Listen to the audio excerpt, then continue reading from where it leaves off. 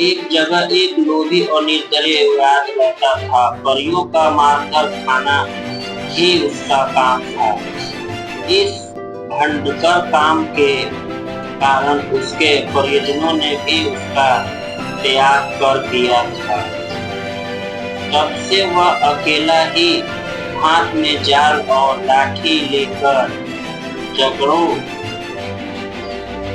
में पंछियों के शिकार के लिए घुमा करता था।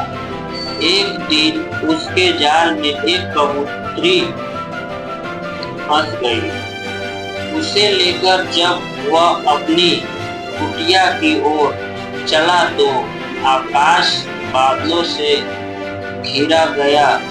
मूसलाधार वर्षा होने लगी।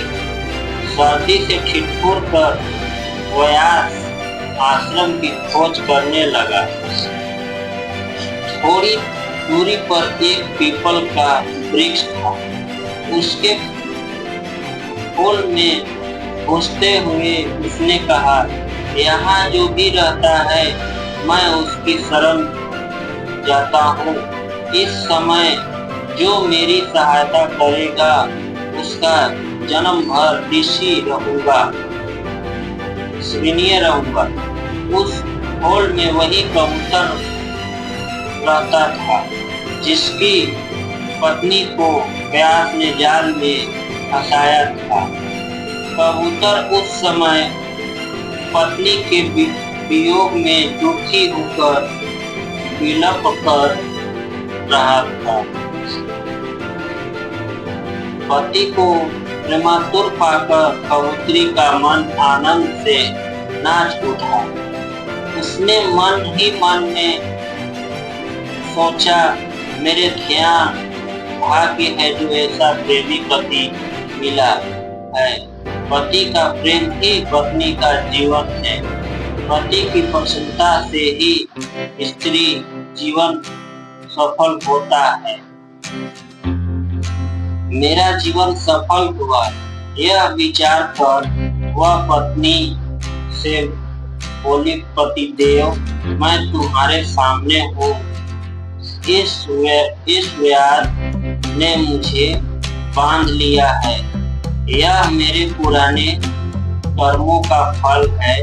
हम अपने कर्मों का फल से ही दुख भोगते हैं। मेरे बंधन की चिंता छोड़कर तुम इस समय अपने शरणगत अतिथि की सेवा करो। जो जीवन अपने अतिथि का सत्कार नहीं करता उसके सब पुण्य छूटकर अतिथि के साथ चले जाते हैं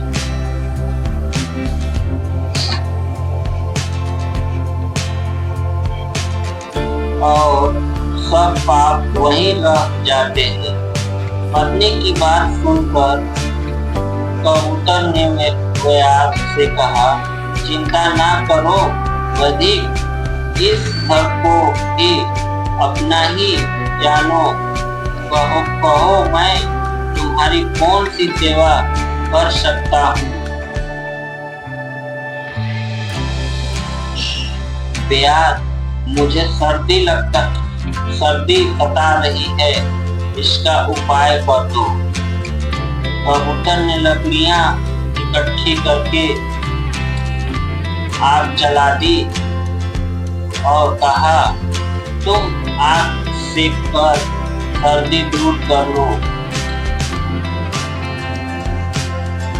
कबूतर को अब अतिथि सेवा के लिए भोजन की चिंता हुई, किंतु उसके घोंसले में तो अन्न का एक दाना भी नहीं था। बहुत सोचने के बाद उसने अपने शरीर से ही व्याध की भूख मिटाने का विचार किया। यह सोचकर वह महात्मा कबूतर स्वयं जलती आग में कूद पड़ा। अपने शरीर का बलिदान करके भी उसने व्याध के तर्पण करने का प्राण पूरा किया। व्यास ने जब कबूतर का यह अद्भुत बलिदान देखा तो आश्चर्य में डूब गया। उसकी आत्मा उसे सिखाने लगी। उसी क्षण उसने कबूतरी को जाल से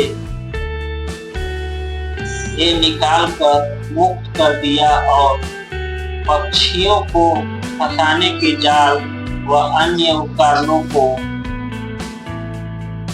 तोड़कर फेंक दिया।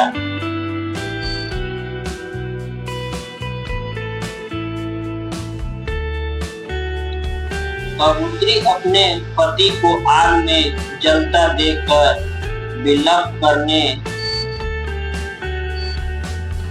लगी। उसने सोचा, अपने पति के बिना अब मेरे जीवन का प्रयोजन ही क्या, मेरा संसार उजड़ गया। अब किसके लिए प्राण धारण करूं? यह सोचकर वह पवित्रता की आग में कूद पड़ी। इस दोनों के बलिदान पर आकाश में पुष्प वर्षा हुई। व्यास ने भी उस दिन से प्राणी हिंसा छोड़ दी। दोस्तों, ये मेरा स्टोरी आपको पसंद है तो लाइक और सब्सक्राइब कर ले और नोटिफिकेशन आइकन, बेल आइकन को भी दबा दें ताकि जब भी मैं स्टोरी डालूं तो सबसे पहले आप तक पहुंचे। और ये स्टोरी कैसा लगे हमें कमेंट करके बताएं। जय हिंद, जय भारत।